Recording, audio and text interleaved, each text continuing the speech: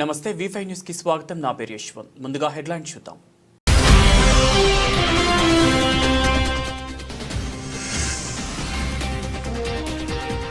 SDM law college వనపర్తిలో గణతంత్ర దినోత్సవం సందర్భంగా జాతీయ జెండాను ఆవిష్కరించిన ప్రిన్సిపల్ భాస్కర్.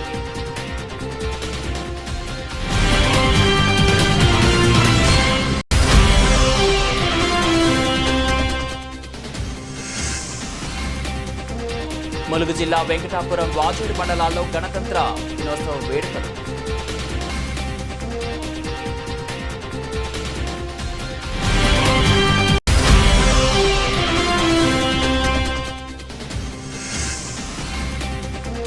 శ్రీ సత్యసాయి వేద పాఠశాల ఆవరణలో సత్యసాయి సేవా సమితి ఆధ్వర్యంలో భగవాన్ సత్యసాయి బాబా వారి శత జయంతి ఉత్సవాలు.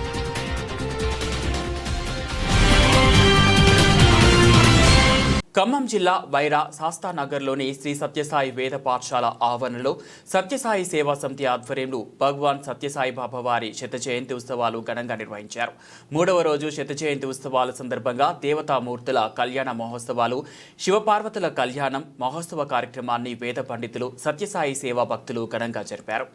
శివపార్వతుల కళ్యాణ మహోత్సవానికి ఎమ్మెల్యే మాలోత్ రామదాస్ నాయక్ హాజరై పూజలు నిర్వహించారు. ఈ సందర్భంగా ఎమ్మెల్యే మాలోత్ రామదాస్ నాయక్ మాట్లాడుతూ సత్యసాయి శత జయంతి ఉత్సవాల సందర్భంగా దేవతామూర్తులకు కళ్యాణాలు జరిపించడం మంచి శుభప్రదమని, దీని ఫలితంగా భక్తులకు మంచి శుభ ఫలితాలు అందుతాయని అన్నారు.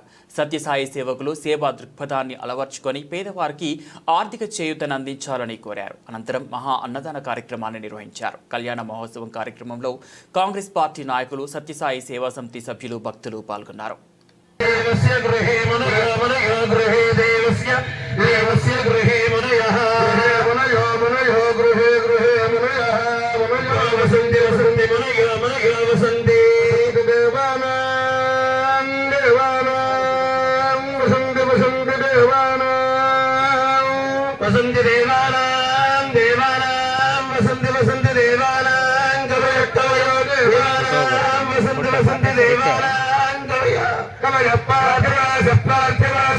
వచ్చిన భక్తులకి, నిర్వాహకులకి అందరికి కూడా పేరు పేరున శుభాకాంక్షలు తెలియజేస్తూ, భగవంతుతో సమానం అయ్యగారు అన్ని విషయాలు చెప్పారు. భగవంతుని అనుగ్రహం లేకపోతే ఎవరం కూడా ఎవరికి కూడా మనుగడ ఉండదు అనేది సత్యం.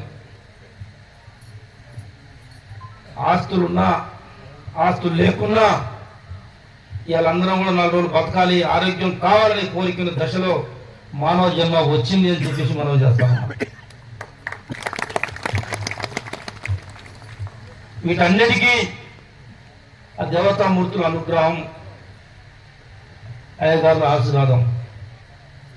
కాబట్టి ఇంత మంచి గొప్ప కార్యక్రమంలో పాల్గొనే అవకాశం ఆ భగవంతుడు, అయ్యగారులు మీరందరూ కల్పించినందుకు మీ అందరికీ పేరు పేరున ఇంకోసారి శిరసా వహించే నమస్కారం తెలియజేస్తూ, ఈ సంస్థ వారు చేసే ప్రతి కార్యక్రమంలో మా భాగస్వామ్యం ఉంటుందని,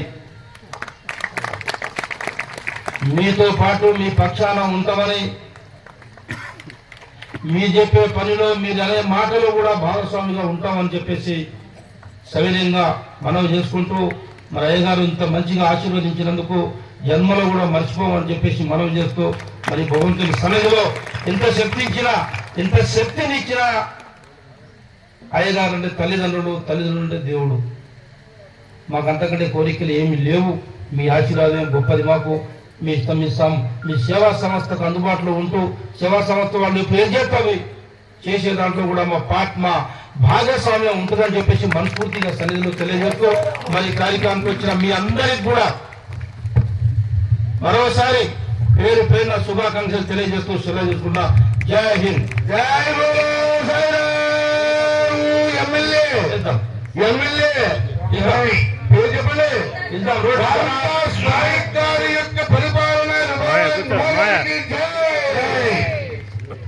సంస్థ నిర్వాహకులు పెద్దలు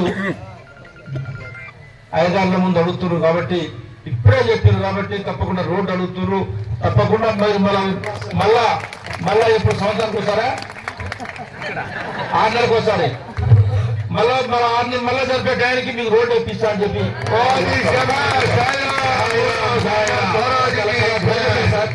రామదాస్ సాగర్ గారికి ప్రత్యేక ధన్యవాదాలు సార్. చాలా చాలా విశేషం. మీరు ఎంతో బిజీగా ఉండి తిరుపతి వెళ్ళి మరి సమయం వెచ్చించి ప్లాన్ చేసుకుంటారు. ప్రత్యేక ధన్యవాదాలు. రాజశేఖర్ గారికి, కేశవ రెడ్డి గారికి అందరికీ హృదయపూర్వక ధన్యవాదాలు తెలియజేస్తాను. స్వామి గారు ఆశీస్సులు. శుభోదయం. చాలా ఆనందంగా ఉంది. మీకు ఎప్పుడు ఆంజనేయ స్వామి రక్ష ఇచ్చేదాకా భోజనం వినండి. శుభం శుభం. ఆ ప్రకారంగా స్వామివారి యొక్క కళ్యాణ మహోత్సవంలో ఆ గౌరీ అమ్మ వనపర్తి జిల్లా కొత్తకోట పట్టణ కేంద్రంలో పోలీస్ స్టేషన్లో 76వ గణతంత్ర దినోత్సవం సందర్భంగా కొత్తకోట సీఐ రాంబాబు జాతీయ పతాకాన్ని ఎగురవేశారు. ఈ సందర్భంగా సీఐ రాంబాబు మాట్లాడుతూ భారతదేశం భిన్నత్వంలో ఏకత్వం కలిగిన అత్యధిక జనాభా కలిగిన దేశం. శాంతి భద్రతలకు భంగం వాటిల్లకుండా చూడాల్సిన బాధ్యత మనపైన ఉందని పేర్కొన్నారు. ఈ కార్యక్రమంలో సబ్ ఇన్స్పెక్టర్ ఆనంద్, ఏఎస్ఐలు సుధాకర్, రామకృష్ణ, హెడ్ కానిస్టేబుల్ వెంకటస్వామి, వెంకటరామిరెడ్డి, చంద్రమోహన్, కుర్మయ్య గౌడ్ మరియు పోలీస్ సిబ్బంది కార్యక్రమంలో పాల్పంచుకున్నారు. మనకు బాలగంగాధర్ తిలక్, లాలా లజపతి రాయ్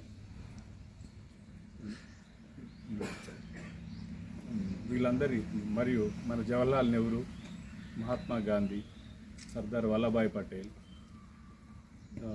వీళ్ళందరి నాయకత్వంలో వీళ్ళందరి కృషితోని మనకు 1947 ఆగస్టు 15 స్వతంత్రం రావడం జరిగింది.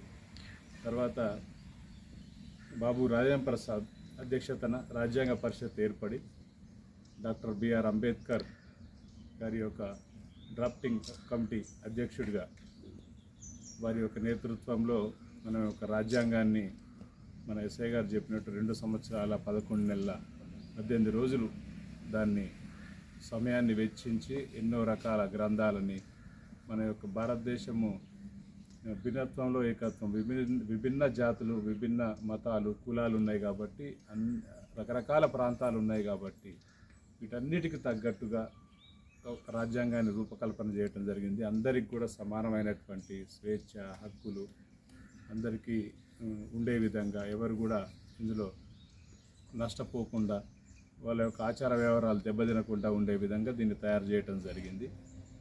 దీనితోని మనకు భారతదేశానికి స్వేచ్ఛతో పాటుగా దానికి భారతదేశం యొక్క ఉనికిని, దాని యొక్క భారతదేశం రాజ్యాన్ని ప్రపంచ దేశాలు గుర్తించే విధంగా దాని యొక్క ఉనికిని చాటి చెప్పిన రోజు ఇది. అదేవిధంగా ఒక సామాన్య మానవుని గొంతుకకు కూడా బలాన్ని ఇచ్చిన సందర్భం ఇది.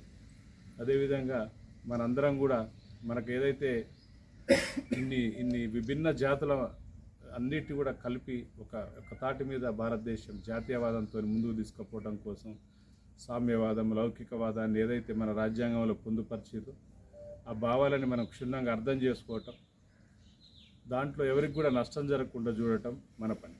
మనది ప్రపంచంలోనే ఇవాళ అతిపెద్ద దేశం, అతి జనాభా కలిగిన దేశం, 140 కోట్ల జనాభా ఉన్న దేశం.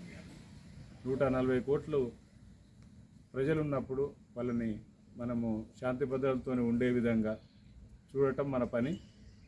దానికి తగ్గట్టుగా మనం కూడా దానికి సంబంధించిన పరిజ్ఞానాన్ని సంపాదించుకొని ప్రజలకు మంచిగా మనము వాళ్ళకు మంచి సేవలు అందించే విధంగా మనం కూడా తయారు కావాలని చెప్పేసి మన ఏదైతే జాతీయ నాయకుల స్ఫూర్తితోని మనం కూడా ఆ విధంగా తయారు కావాలి. మనం కూడా ఎంతో కొంత. ఖమ్మం జిల్లా వైరా నియోజకవర్గం వైరా, కొనిచెర్ల, ఏనుకూరు మండలాల్లో ప్రభుత్వ ప్రైవేట్ కార్యాలయాలలో 76వ గణతంత్ర దినోత్సవం వేడుకలను ఘనంగా నిర్వహించారు. నియోజకవర్గ కేంద్రంలోని ఎమ్మెల్యే క్యాంపు కార్యాలయం, కాంగ్రెస్ పార్టీ కార్యాలయాల్లో ఎమ్మెల్యే మాలో రామ్దాస్ నాయక్ జాతీయ జెండా ఎగురవేశారు. ఏసీపీ కార్యాలయంలో ఏసీపీ రెహమాన్, మున్సిపల్ కార్యాలయంలో మున్సిపల్ కమిషనర్ వేణు, ప్రభుత్వ కార్యాలయాల్లో అధికారులు జాతీయ జెండాలను ఎగురవేశారు. ఈ కార్యక్రమంలో మండల అధికారులు, స్థానిక ప్రజాప్రతినిధులు, రాజకీయ పార్టీల నాయకులు పాల్గొన్నారు. అందరికీ నమస్కారం. ఈరోజు దేశవ్యాప్తంగా పండుగ వాతావరణంలో జరుగుతున్న గణతంత్ర దినోత్సవం సందర్భంగా వైరా నియోజకవర్గ ప్రజలకి, కుటుంబాలకి, పెద్దలకి, చిన్నలకి, పిల్లలందరికీ కూడా పేరు పేరున శుభాకాంక్షలు తెలియజేస్తూ, ఎంతోమంది అమరులు ప్రాణాలను పెంచి తెచ్చుకున్న స్వతంత్రాన్ని ఈరోజు భారతదేశం పెద్ద ఎత్తున పండుగల వాతావరణం తీసుకుంటూ ఉంటుంది. కాబట్టి ఈ సందర్భంగా అందరికీ మంచి జరగాలని, ఏదైతే ఈ స్వతంత్రం కోసం, మన హక్కుల కోసం, మన స్వేచ్ఛ కోసం ప్రాణాలు అర్పించిన మహానుభావులందరికీ కూడా ఆత్మకు శాంతి కలగాలని చెప్పేసి వైరా ప్రజల తరఫున వేడుకుంటూ మరి ఈ నియోజకవర్గానికి అంతా మంచి జరగాలని చెప్పేసి కోరుకుంటున్నాం. ఎంఆర్పీఎస్ వ్యవస్థాపక అధ్యక్షులు మందకృష్ణ మాదిగకు కేంద్ర ప్రభుత్వం పద్మశ్రీ ప్రకటించడం పట్ల వనపర్తి జిల్లా కాంగ్రెస్ పార్టీ సీనియర్ నాయకులు టీఎస్ మహేష్ హర్షం వ్యక్తం చేశారు. ఈ సందర్భంగా ఆయన V5 న్యూస్తో మాట్లాడుతూ అణగారిన వర్గాల కోసం 30 ఏళ్లుగా అలుపెరగని పోరాటం, సామాజిక సమస్యలపై నిరంతరం పోరాటం చేసిన మందకృష్ణ మాదిగకు పద్మశ్రీ అవార్డు దక్కడం సంతోషంగా ఉందన్నారు. వృద్ధులు, వితంతువులు, వికలాంగుల పింఛన్ల కోసం న్యాయబద్ధంగా పోరాటం చేశారని గుర్తు చేశారు. మందకృష్ణ మాదిగ న్యాయ పోరాటానికి కేంద్రం ఇచ్చిన గౌరవం ఇది అన్నారు. మందకృష్ణ మాదిగకు అరుదైన గౌరవం దక్కడం సంతోషంగా ఉందని, మున్ముందు మరెన్నో అవార్డులు అందుకొని ఉద్యమంలో విజయం సాధించాలని ఆకాంక్షించారు. కేంద్ర ప్రభుత్వం నిన్న ప్రకటించినటువంటి పద్మశ్రీ అవార్డులలో గౌరవశ్రీ మందకృష్ణ మాదిగ గారికి పద్మశ్రీ అవార్డు ప్రకటించడం హర్షం వ్యక్తం చేస్తూ ఉన్నాం. ఎంఆర్పిఎస్ అనే ఒక కుల సంఘం హక్కుల కోసం స్థాపించబడినటువంటి ఎంఆర్పిఎస్ మాది హక్కుల కోసమే కాకుండా మానవ హక్కుల కోసం ఈరోజు పోరాటం చేసి తెలంగాణ రాష్ట్రం, ఆంధ్రప్రదేశ్, తెలుగు రాష్ట్రాలులోనే కాకుండా తమిళనాడు, కేరళ, కర్ణాటక, మహారాష్ట్ర, ఈరోజు భారతదేశం అంతా కూడా ఈరోజు మందకృష్ణ మాదిగ యొక్క ఖ్యాతిని పెంపొందించినందుకు కేంద్ర ప్రభుత్వానికి కృతజ్ఞతలు తెలియజేసుకుంటా ఉన్నాం. ఎవరైనా సరే నిజమైనటువంటి పోరాటం చేసినటువంటి వ్యక్తికి, నిజాయితీగా పోరాటం చేసినటువంటి వ్యక్తికి ఇలాంటి గుర్తింపు వస్తుందని చెప్పేసి ఈ సందర్భంగా గుర్తు చేస్తూ, కేవలము ఒక అణగారిన వర్గాల కోసం పోరాటం చేసినటువంటి మందకృష్ణ మాదిగ గారు ఈనాడు మానవ హక్కులు, వికలాంగుల హక్కుల కోసం,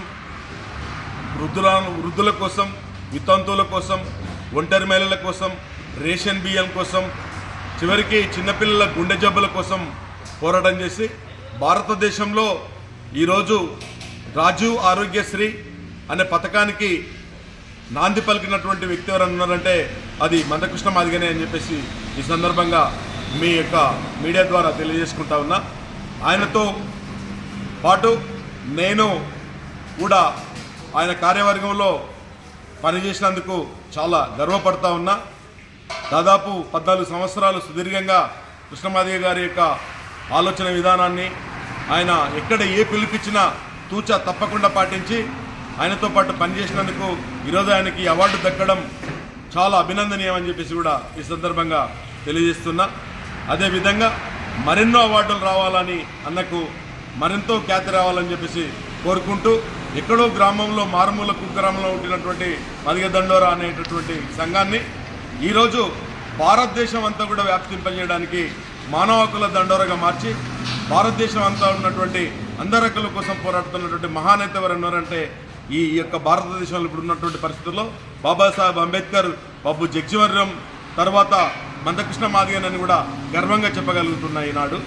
దాంతోపాటు రేపు ఆయన ఇచ్చినటువంటి పిలుపు కూడా ఫిబ్రవరి 7 1,00,000 గొంతులు 1000 డప్పులు పిలుపును కూడా తీసుకొని, ఆయన పిలుపును అందుకొని హైదరాబాద్ ప్రోగ్రాం కూడా తరలించడానికి నా వంతు పాత్ర కూడా నేను కృషి చేస్తానని చెప్పేసి ఈ సందర్భంగా మీడియా ముందు తెలియజేసుకుంటా ఉన్నా. ఎస్డిఎం లా కాలేజీ వనపర్తిలో 76వ గణతంత్ర దినోత్సవం సందర్భంగా జాతీయ జెండాను ప్రిన్సిపల్ భాస్కర్ ఆవిష్కరించడం జరిగింది. ఈ కార్యక్రమంలో భాగంగా లా కాలేజ్ తరపున లా విద్యార్థులకు, విద్యార్థినులకు ఆటల పోటీలో గెలుపొందిన విజేతలకు బహుమతులు అందించడం, గోల్డ్ మెడల్, సర్టిఫికేట్లను విద్యార్థులకు అందజేశారు. ప్రిన్సిపల్ భాస్కర్ మాట్లాడుతూ దేశ ప్రజలందరికీ గణతంత్ర దినోత్సవ శుభాకాంక్షలు తెలియజేస్తూ అంబేద్కర్ గారు భారత రాజ్యాంగాన్ని 2 సంవత్సరాల 11 నెలల 18 రోజులు నిర్వీర్యమైన సమయంలో తన ఆరోగ్యాన్ని లెక్క చేయకుండా ఈ దేశ ప్రజల ఆర్థిక స్థితిగతులపై ముందు ఆలోచనతో ప్రపంచ దేశాల కంటే భారత రాజ్యాంగం అతిపెద్ద ప్రజాస్వామ్యం కలిగి ఉండాలని, అన్ని వర్గాల ప్రజలకు విద్య, ఉద్యోగ, రాజకీయ, సామాజిక, ఆర్థిక రంగాలలో ఆడ మగ అనే తేడా లేకుండా సర్వ హక్కులు కల్పిస్తూ రాసిన రాజ్యాంగం 1949 నవంబర్ 26న రాజ్యాంగ సభ ఆమోదించింది.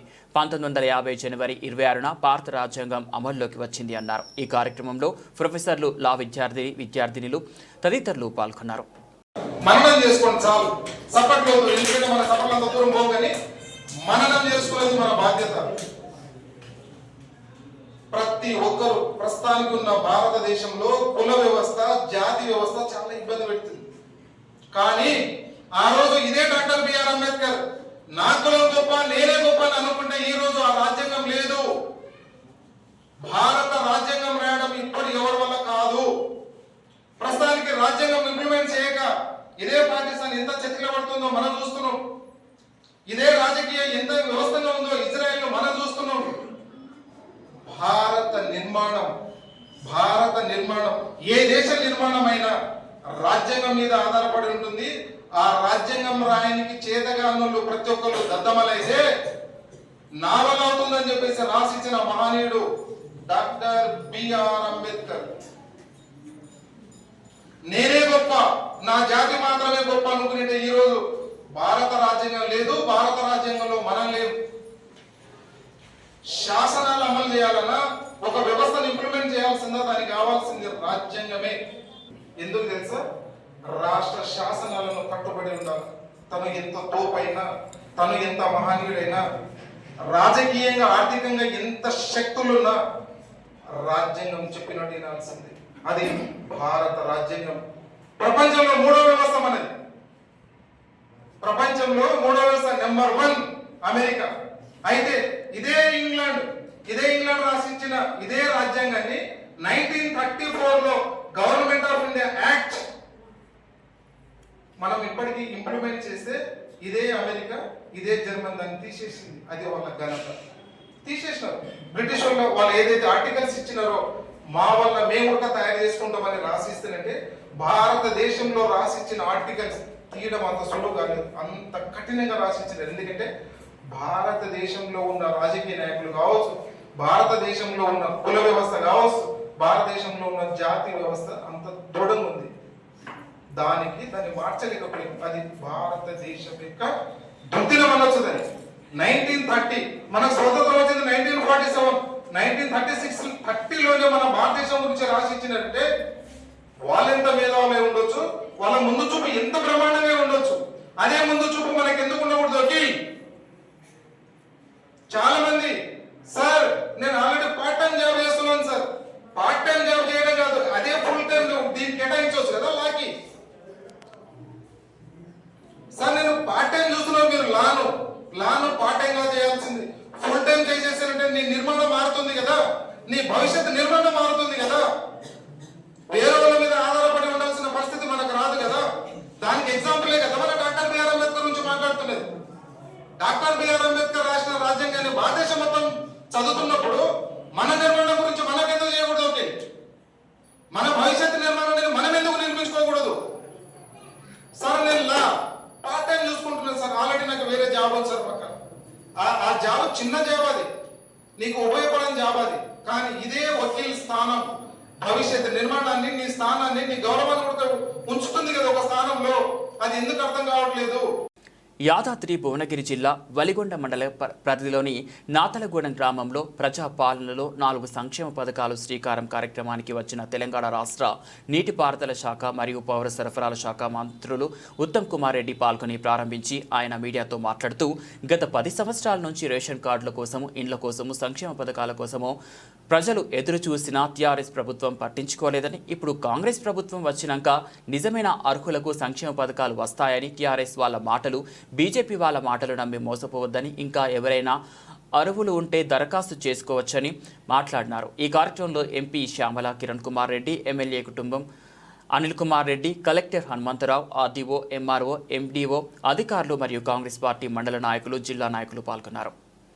రాళ్ళు రప్పలు గుట్టలు ఇవన్నీ తీసేసి వ్యవసాయ యోగ్య భూమికి రాష్ట్ర వ్యాప్తంగా పంట వేసినా వేయకున్నా మన ప్రభుత్వం సంవత్సరానికి 12,000 రూపాయలు ఇవ్వబోతుందని చెప్పి నేను చెప్పడం నిన్న నాకు ఎంతో సంతోషం కలుగుతుందని చెప్పి మనం చెప్తున్నాను. అదేవిధంగా రేషన్ కార్డుల విషయం, మరి రేషన్ కార్డుల విషయం నేను కొంత మీకు బ్యాక్గ్రౌండ్ ఇవ్వాలి. నేనే కన్సర్న్ మంత్రిని. గత 10 ఏళ్లుగా బీఆర్ఎస్ ప్రభుత్వంలో ఉన్న 10 ఏళ్లుగా రేషన్ కార్డులు రాష్ట్ర వ్యాప్తంగా ఇవ్వలేదు. ఎక్కడన్నా హుజురాబాద్ లో బై ఎలక్షన్ ఇస్తే కొన్ని రేషన్ కార్డులు ఇచ్చిండ్రు, మునుగోడు బై ఎలక్షన్ అయితే కొంత రేషన్ కార్డు ఇచ్చిండ్రు, కానీ రాష్ట్ర వ్యాప్తంగా ఇవ్వలేని విషయాన్ని మనం చేస్తున్నాం. ఈరోజు తెలంగాణ రాష్ట్రంలో 90 లక్షల రేషన్ కార్డులు ఉన్నాయి. దాని ద్వారా లబ్ధి పొందే నా అక్కలు, చెల్లెళ్ళు, నా అన్నలు, తమ్ముళ్ళు 2,81,00,000 మంది. 10 ఏళ్ల పాటు మీకు కొత్తగా రేషన్ కార్డులు ఇవ్వడం కానీ అదనపు కుటుంబ సభ్యులని రేషన్ కార్డులో చేర్పించుకునే అవకాశం ఇవ్వలేదు కదా బీఆర్ఎస్ ప్రభుత్వం చెప్పింది మనం చేస్తున్నాం. మా ప్రభుత్వం వచ్చిన తర్వాత గౌరవ ముఖ్యమంత్రి రేవంత్ రెడ్డి గారు, గౌరవ ఉప ముఖ్యమంత్రి బట్టి విక్రమార్క గారు, మంత్రులందరూ కూడా నిర్ణయం తీసుకుని రాష్ట్రంలో అర్హత ఉండే ప్రతి కుటుంబానికి రేషన్ కార్డులు ఇవ్వాలని నిర్ణయం తీసుకొని ఈ రోజు నాతాలగూడెంలో ముందుకు పోతున్న విషయం కూడా నేను మనం చేస్తున్నాం. మీరు గమనించాలి, కొత్త రేషన్ కార్డు ఇవ్వడమే కాదు, ఈ రేషన్ కార్డులు ఇచ్చే కార్యక్రమం కూడా ముందుగా కొంత అపోజ్ జరిగింది. రేషన్ కార్డులు ఇచ్చే సందర్భంగా కొంతమంది వచ్చిన లిస్టు కొంత రాలేదని సరే పదే చెప్పారు. సార్ అయితే ఉత్తమ్ సార్ మరి వెరీ బిగినింగ్ లో చెప్పారు, ఇది నిరంతర ప్రక్రియ. అప్లికేషన్లు ఇవ్వను మళ్ళీ ఇందిరమ్మ సభలు ఇవ్వండి, ఎందుకు ఇబ్బంది, అవసరమే లేదు అంటే ఇది లక్షల మంది, కోట్ల మంది జనాభా ఉన్న రాష్ట్రంలో రేషన్ కార్డులు తీసుకునే ప్రక్రియలో, అప్లికేషన్ తీసుకునే ప్రక్రియలో అక్కడక్కడ కొంత కన్ఫ్యూజన్ అవుతుంది. బట్ ఇవన్నిటి కూడా ఇదేమి ఎండ్ అవుతలేదు కదా, ఇవన్నీ కూడా అప్లికేషన్ తీసుకొని ప్రతి ఒక్కరికి రేషన్ కార్డు ఇచ్చే కార్యక్రమం తీసుకుంటున్నాం. బాధ్యత నేను తీసుకుంటున్నాను సార్ చెప్పిండ్రు. సో ఆ రేషన్ కార్డులు ఇచ్చే కార్యక్రమం కూడా మరి ఈరోజు ప్రతి ఒక్కరికి ఈ గ్రామంలో అందరికీ అర్హులందరికీ రేషన్ కార్డులు ఇచ్చే కార్యక్రమం ఈరోజు జరుగుతుంది. అందులో భాగంగా 96 మందికి కొత్త రేషన్ కార్డులు వస్తున్నాయి. సపోర్ట్ కొట్టండి గట్టిగా. ఇది చిన్న విషయం, ఇది లేక రాక 10 ఏళ్ళు చూస్తుంది. ఓకే, ఈ 16 ఏందండి, ఇదే 16 రేషన్ కార్డులలో పిల్లలు కానీ కోడళ్ళు కానీ వస్తే వాళ్ళ పేరు కూడా యాడ్ చేసారు. సో ఇక రేషన్ కార్డులో పెడదాం, మనకు లేదు, ఇబ్బంది లేదు. ఇది రేషన్ కార్డుల కథ. ఓకే, ఆ విధంగా రేషన్ కార్డులు ఇచ్చే కార్యక్రమం ప్రజాపాలన కాంగ్రెస్ ప్రభుత్వం చేస్తుంది. ఇందిరమ్మ ఇల్లు కూడా ఈరోజు ఇక్కడ ఇందిరమ్మ ఇల్లు లేకపోయా నాడు కాంగ్రెస్ హయాంలో వైఎస్ఆర్ హయాం. ఆదిలాబాద్ స్థానిక కలెక్టర్ చౌరస్తాలో అమన్ ఫౌండేషన్ వారి ఆధ్వర్యంలో గణతంత్ర దినోత్సవం జెండా వందన కార్యక్రమాన్ని నిర్వహించడం జరిగింది. ఇటు కార్యక్రమంలో అనేక సంఘాలు పాల్గొనడం జరిగింది. అందులో భాగంగా ఆదిలాబాద్ జిల్లా క్రాంతికారి హమాలి కాంటాక్ట్ సొసైటీ ఆదిలాబాద్ జిల్లా ప్రధాన కార్యదర్శి ఎల్లుల్లా సంతోష్ కుమార్ మాట్లాడుతూ భారత రాజ్యాంగం భారత పౌరులకు మానవ హక్కులు, ప్రాథమిక హక్కులు, వాక్ స్వాతంత్రం, పత్రికా స్వేచ్ఛ కల్పించిందని తెలియజేయడం జరిగింది.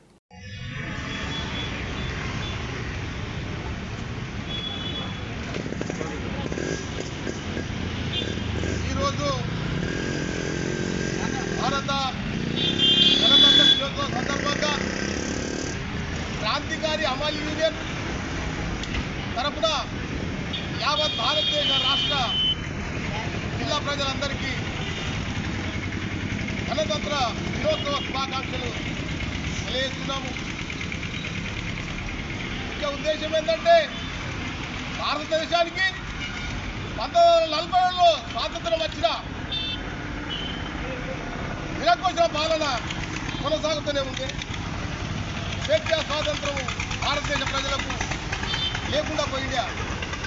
ఎప్పుడైతే బాబాసాహెబ్ అంబేద్కర్ భారతదేశానికి అమూల్యమైనటువంటి గ్రంథాన్ని, రాజ్యాంగాన్ని అప్పచెప్పిండో అప్పటి నుంచి భారతదేశ పౌరులందరూ స్వాతంత్రాన్ని, నిజమైనటువంటి స్వాతంత్రాన్ని పొందడం జరిగింది.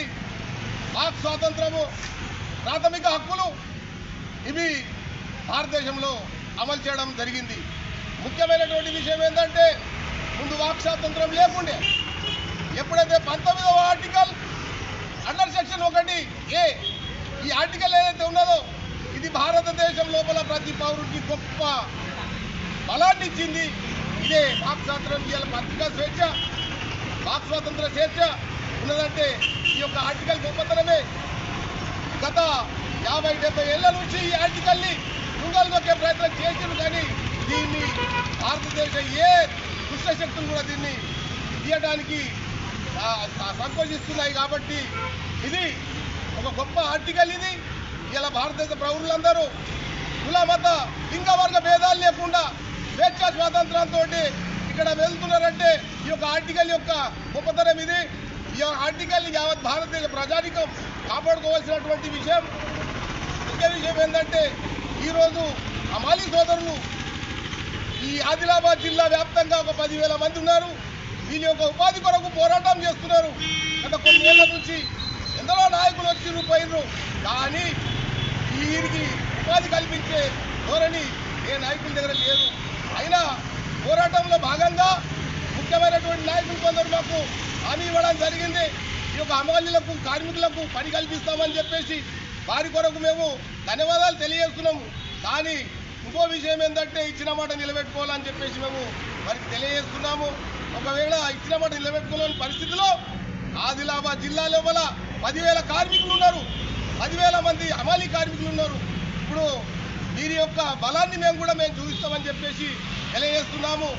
ముఖ్యం ఏంటంటే మన రాష్ట్ర ముఖ్యమంత్రి గారికి ఒక ముఖ్య విషయం, ఒక సూచన చేయదలుచుకున్నాము. రాష్ట్రం లోపల హమాలీ బోర్డుని ఏర్పాటు చేస్తామని చెప్పేసి ఎజెండాలో పెట్టడం జరిగింది, కానీ ఇప్పటివరకు దాని యొక్క మూలాలు ఏం కనబడతలేవు. త్వరలో హమాలీ బోర్డును కూడా చేయాలని చెప్పేసి లక్షలాది వేలాది కోట్లాది మంది కార్మికులకు ఒక బోర్డు ఏర్పాటు చేసి వాళ్ళని రక్షించాలని చెప్పేసి వాళ్ళకు ఉపాధి కల్పించాలని చెప్పేసి తెలియజేస్తూ ధన్యవాదాలు తెలియజేస్తున్నాం. బులెటిన్ ముగించే ముందు హెడ్లైన్స్ మరోసారి.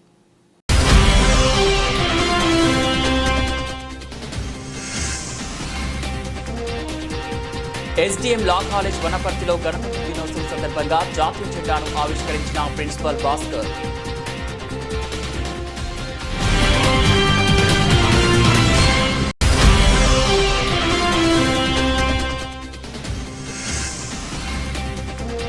ములుగు జిల్లా వెంకటాపురం వాజేడు మండలాల్లో గణతంత్ర దినోత్సవ వేడుకలు.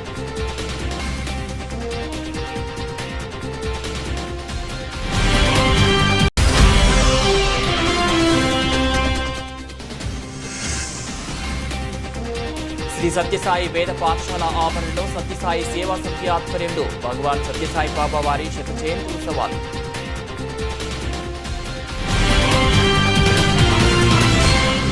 ఇవి బులెటిన్ అప్డేట్స్. మరో బులెటిన్లో మళ్ళీ కలుద్దాం.